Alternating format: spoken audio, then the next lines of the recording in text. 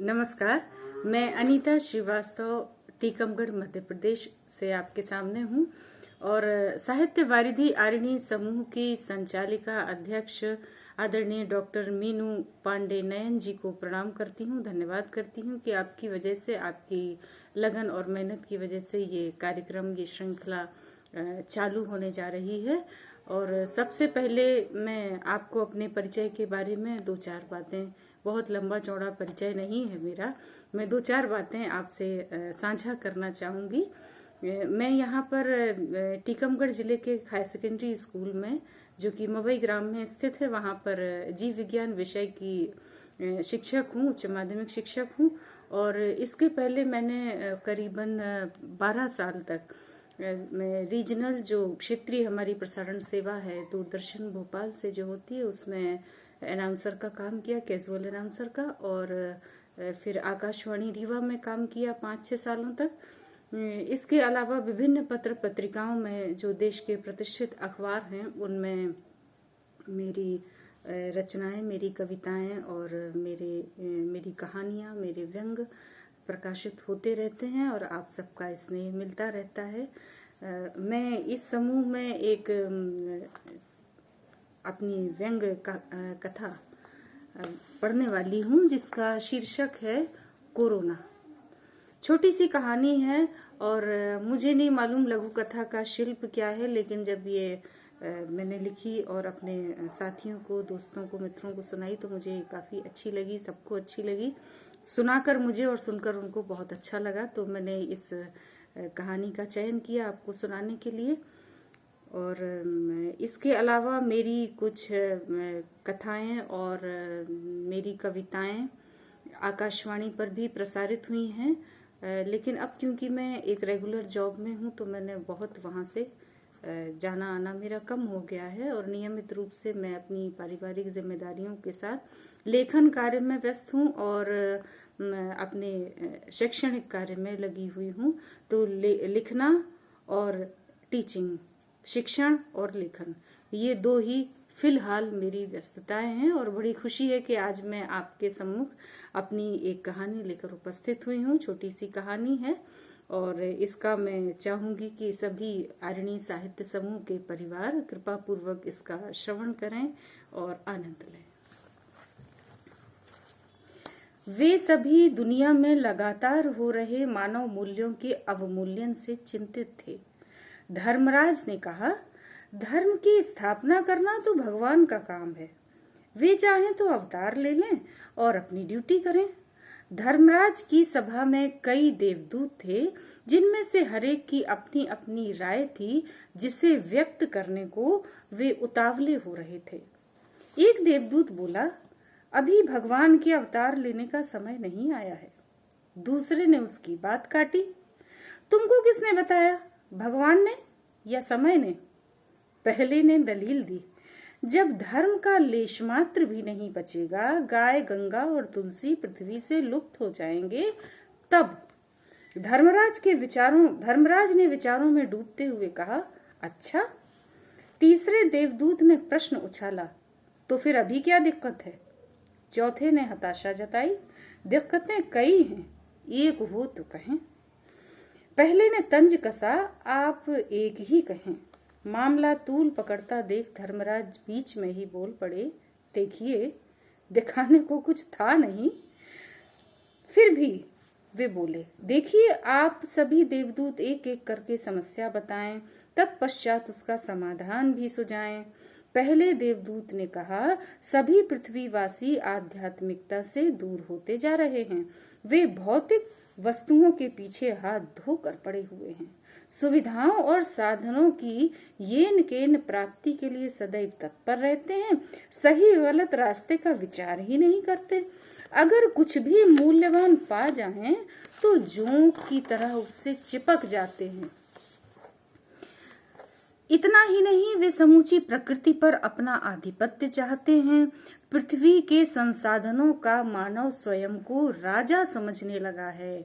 पैसा या धन, जिसे कि हाथ का मैल कहा गया है, ये पृथ्वीवासी उसे छोड़ना ही नहीं चाहते, अपितु मैल पर मैल इकट्ठा करने में लगे रहते हैं। धर्मराज ने पूछा, तो आपकी दृष्टि में इसका समाधान क्या है? पहले देवदूत ने समाधान सुझाया, महाराज, इन पृथ्वी वासियों से खूब हाथ धुलवाए जाएं ताकि इनकी मैल छूट जाए। धर्मराज मुस्कुराए। अच्छा अच्छा। दूसरे देवदूत ने अपनी शिकायत सामने रखी।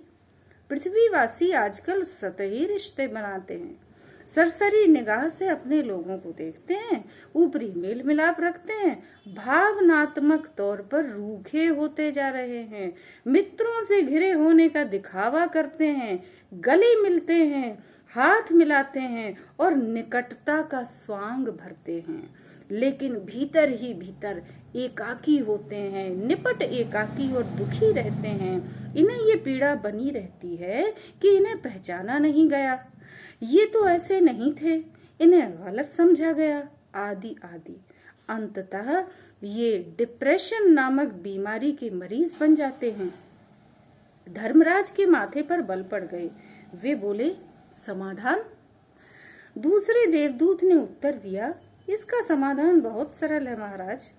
ये मानव गले मिलने, हाथ मिलाने और पीठ थपथपाने जैसी यांत्रिक क्रियाएं न करें। धर्मराज ने मुस्कुराते हुए कहा, तो क्या सामने आए परिचित को ऐसे देखें जैसे बरसात में बिजली के खंभे को देखते हैं, दूर से।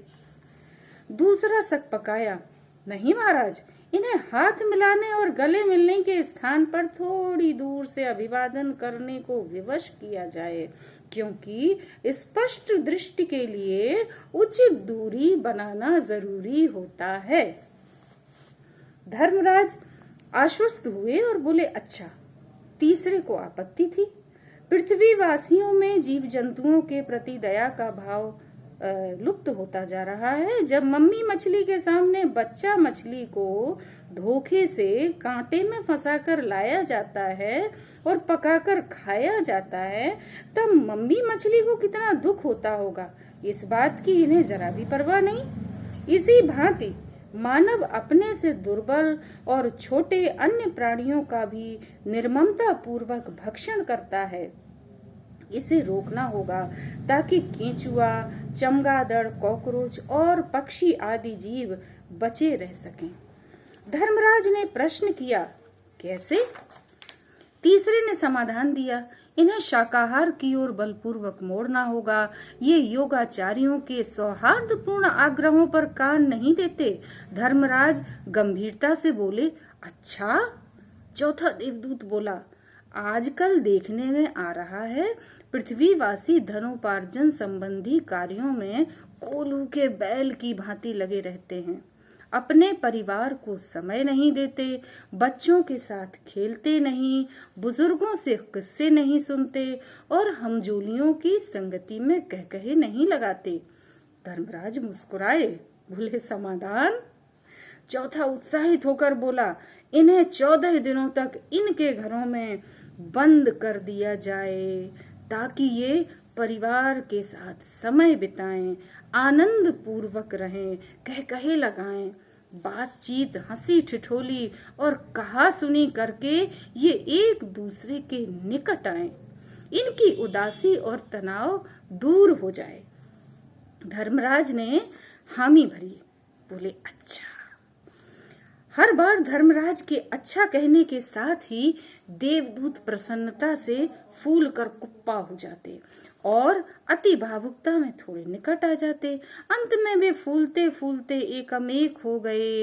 एक हुए उन देवदूतों ने अपनी शक्ति का उपयोग करते हुए कोरोना नामक विषाणु का निर्माण कर लिया और उसे पृथ्वी वासियों को सबक सिखाने का दायित्व सौंपते हुए पृथ्वी पर छोड़ दिया। धन्यवाद। कथा आपको कैसी लगी? प्रतिक्रिया में चैनल के नीचे जो कमेंट बॉक्स है उसमें कृपा करके लिख दीजिएगा। आपका बहुत बहुत धन्यवाद। आरिणी समूह का, डॉक्टर मीनू पांडे जी का, आप सभी देखने सुनने वालों का हार्दिक धन्यवाद। नमस्कार।